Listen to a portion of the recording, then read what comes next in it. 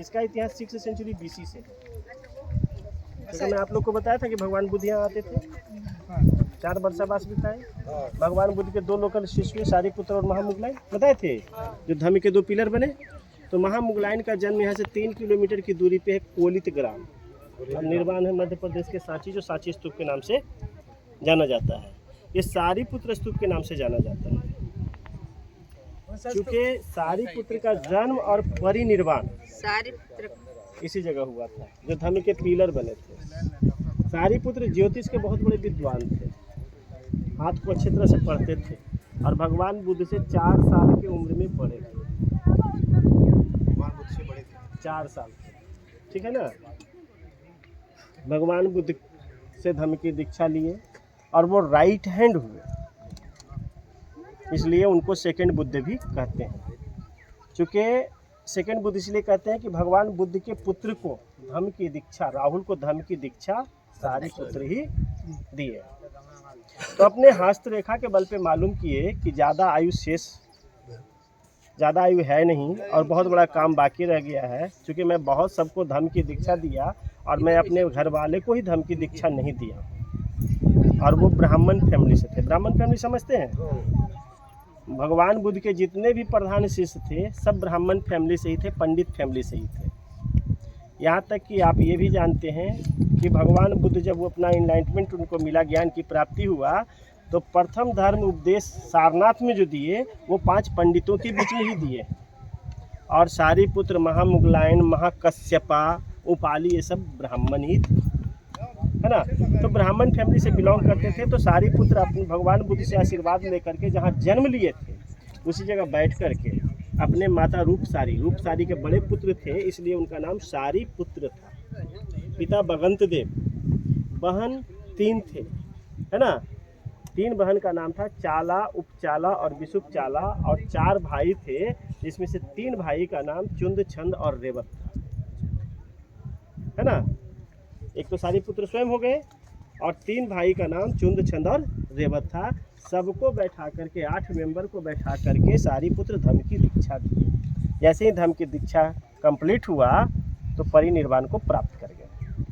तो विलेजर के द्वारा उनके डेड बॉडी को बाहर जलाया गया। जलाने के बाद उनके अस्थि को लाया और जहाँ पे जन्म और मृत्यु हुआ था उसी जगह रख करके स्तूप का निर्माण किया गया। तो इसके अंदर में सारीपुत्र की अस्थि है, इसमें बड़ा सा।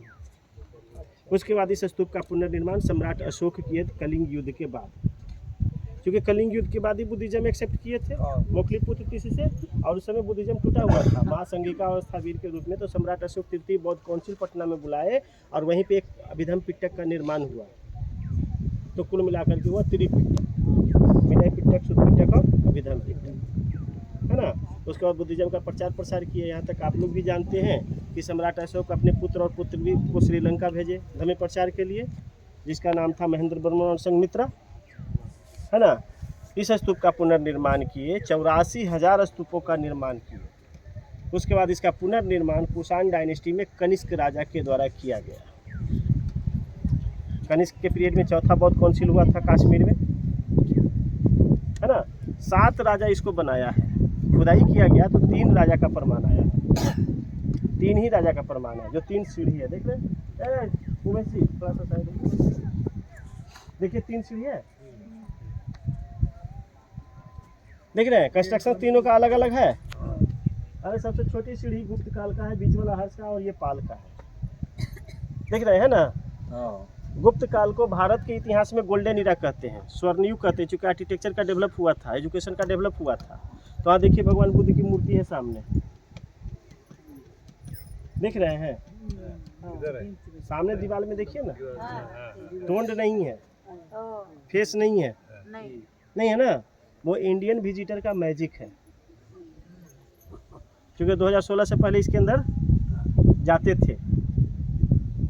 जब ये वर्ल्ड हेरिटेज साइट नहीं था ना, तो इसके अंदर लोग जाते थे, ऊपर चढ़ते थे। आज अंदर जाना बंद है तो मे भी वो बचा हुआ है, बंद नहीं होता तो ख़त्म हो जाता है, जैसे उधर मैं बता रहा था।